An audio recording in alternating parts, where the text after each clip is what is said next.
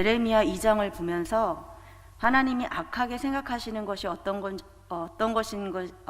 것인지에 대해 함께 나누고 살펴보겠습니다.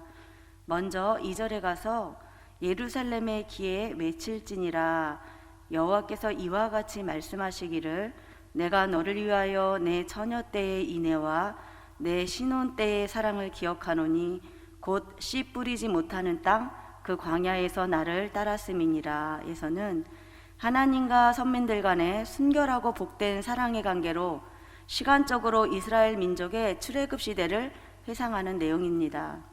여기서 하나님께서는 이스라엘의 시기를 인생 중에 가장 희망이 불어있는 청년기, 즉 홍기에 접어든 성숙한 여인에 비유하고 있습니다.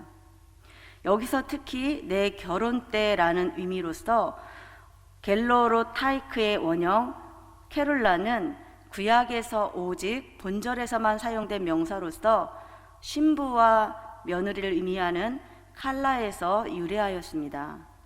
이것은 결혼 자체의 의미보다는 신부의 상태나 조건을 나타낸 것으로 본절에서 사랑은 결혼 생활을 통한 사랑이라기보다는 결혼을 앞둔 약혼 상태에서 오가는 달콤한 사랑을 의미하며 이스라엘 사회에서 약혼은 법적으로 결혼과 같은 효력을 갖기 때문에 혼인 언약을 전제로 한 것입니다.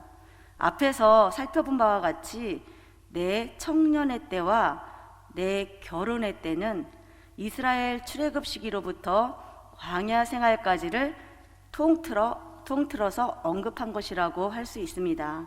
한편 본문은 결혼 언약 안에서 신랑이 신부를 그 필요를 공급하는 것처럼 아무 소출도 없는 광야에서 신부가 자기의 공급자이신 신랑을 따르는 것처럼 이스라엘도 자신의 공급자이며 자신의 영적 남편이신 하나님을 신실하게 따르고 의지하였던 것입니다.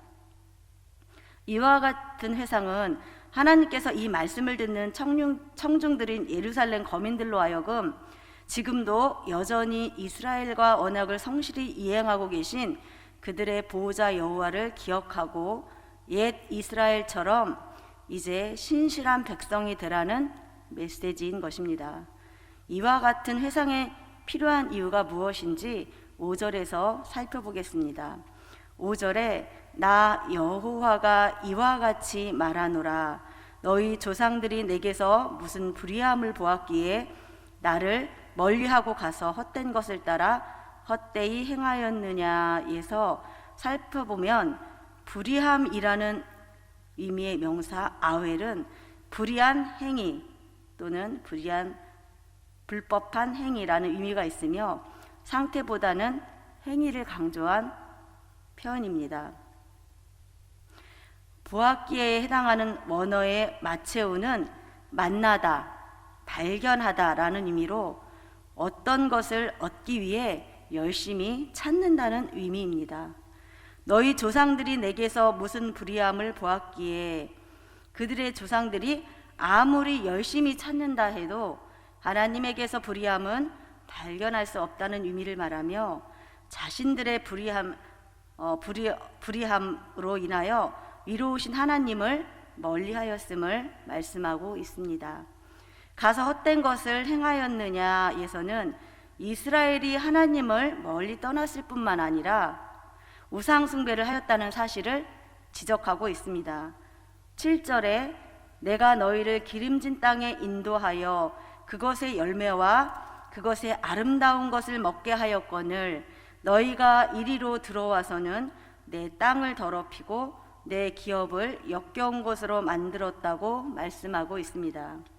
이스라엘의 하나님의 사랑과 보호는 기름진 땅에서 나는 열매와 아름다운 것을 먹게 하셨다고 말씀하고 있는데 특히 아름다운 것이라는 의미의 명사 토부는 선하다, 좋다, 아름답다 등의 의미로 품질이 아주 높고 좋은 물건이나 상품을 가리킵니다. 가나안에 정착하여 농경 문화를 이루고 살아가는 이스라엘이 농경의 신 바알을 섬길지라도 그들에게 먹을 것을 주시는 분은 하나님이시며 결코 바알이 아니라는 사실을 본절에서 명확히 밝힘으로 그들로 하여금 우상 숭배가 헛된 수고라는 점을 깨닫고 회개하도록 권면하고 있습니다. 또한 너희가 이리로 들어와서 내 땅을 더럽히고에서 내 땅, 즉 기름진 땅은 이스라엘의 소유가 아니며 바알이 그들에게 준 것도 아니며 오직 하나님의 소유라는 사실을 말씀합니다. 한편 내 기업을 역겨운 것으로 만들었으며 란 표현은 본문을 보충하는 설명으로 이스라엘이 우상 숭배로 인해서 가증스러운 저주의 땅으로 변해버렸음을 지적하면서 이스라엘이 그 땅에 들어와 땅의 주인의 의도와는 상관없이 자기 마음대로 더럽히고 혐오스럽게 만들어 버렸다는 것을 말씀하고 있습니다. 그렇다면 우리는 어떻게 해야 하는 것이 하나님이 기뻐하시는 삶을 살 수 있는 것일까요? 또 우리가 하나님 앞에서 취하고 버려야 할 태도는 어떤 것일까요? 2장 13절에 내 백성이 두 가지 악을 행하였나니 곧 그들의 생수의 근원되는 나를 버린 것과 스스로 웅덩이를 판 것인데 그것은 그물을 가두지 못할 터진 웅덩이들이니라. 에서 본문에 제시된 두 가지 악과 어리석은 행위란 소극적으로는 하나님과의 언약을 깨트리고 하나님을 떠나갔다는 것이며 적극적으로는 다른 신을 따라갔다는 의미입니다. 원문에서 이러한 의미를 강조하기 위해서 두 가지 악이란 의미의 목적어 쉐탈 라우트를 내 백성이라는 의미에 주어 암미와 행하였나니라는 의미의 동사 아사보다 앞에 두었습니다. 14절에 곧 그들이 생수의 근원되는 나를 버린 것과 스스로 웅덩이를 판 것에서 생수의 근원 비유와 터진 웅덩이 비유를 통해서 이스라엘의 두 가지 죄악을 말씀하시고 또 17장 13절에 반복적으로 말씀하고 있습니다. 이러한 표현과 유사한 형태로는 하나님이 자신을 멀리 레바논에서 눈이 녹아 흘러내리는 시원한 찬물로 18장 14절에도 표현하고 있는데 여기서 끊임없이 그 시원한 물은 생수의 근원 되시는 하나님을 가리키고 있습니다. 그러나 이스라엘 백성이 이런 하나님을 버리고 스스로 물을 얻기 위해 판 웅덩이는 터진 웅덩이, 즉 생명도 없고 오히려 사망만 존재하는 이스라엘의 우상 숭배를 염두에 둔 표현입니다. 우상 숭배는 이렇듯 스스로 웅덩이를 파는 행위와 같고 이 터진 웅덩이는 생명의 물을 이스라엘에게 줄 수도 없습니다. 우기와 건기가 뚜렷이 구분되는 팔레스타인에서 우기의 물을 받아 저장하기 위해 바위를 파고 그 내부를 회반죽으로 발라서 저수조를 만들었습니다. 때때로 저수조 안에 물은 석회질이 풍부하기 때문에 뿌연 석회수로 변하거나 곤충이나 작은 동물들의 사체로 인해서 부패되기도 하였으며 지진 등의 자연재해로 인해서 바위가 깨짐으로 터져버려서 물이 한 방울도 남지 않곤 하였습니다.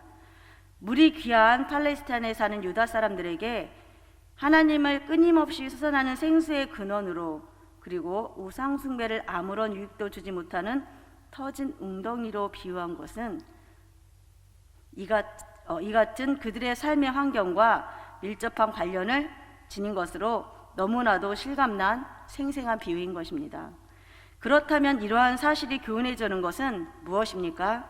곧 인간이 자신의 욕심을 따르면 스스로는 보기에 최선의 선택을 하는 것 같이 보여도 실상은 가장 어리석은 최악의 선택에 지나지 않는다는 것입니다.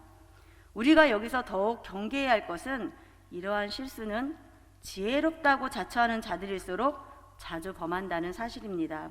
이는 애굽의 바로가 백성에 핍박하다가 오히려 국가 전체에 막대한 피해를 주고 급기야는 자신의 장자와 물로 수많은 병사들까지 홍해에 수장시켜버린 사실과 선지자 요나와 같은 사람조차 하나님의 명령에 불복하여 반대 방향으로 도망가다가 바다에 빠져서 죽음 직전까지 이른 예들이 잘 보여주고 있습니다. 그러므로 성도 여러분, 우리는 스스로 보기에 아무리 지혜롭게 보여도 실상은 한 치 앞을 못 보는 연약한 자들임을 늘 기억하십시오.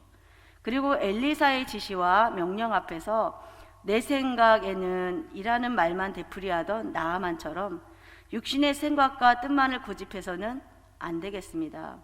그리고 하나님의 생각과 계획과 뜻은 우리보다 훨씬 높고 깊다는 사실을 잊지 말고 항상 하나님의 말씀과 뜻에 순종하도록 힘써야 하겠습니다. 그리하여 나의 원대로 마옵시고 아버지의 원대로 하옵소서라고 기도하며 죽기까지 순종하시며 다 이루었다라고 라는 말씀과 함께 부활 승천의 영광을 얻으신 주님처럼 또 최선의 선택, 곧 하나님의 뜻을 따르는 선택을 함으로 범사에 형통하고 평안으로 승리하시는 귀한 오늘 하루 되시기를 소원합니다.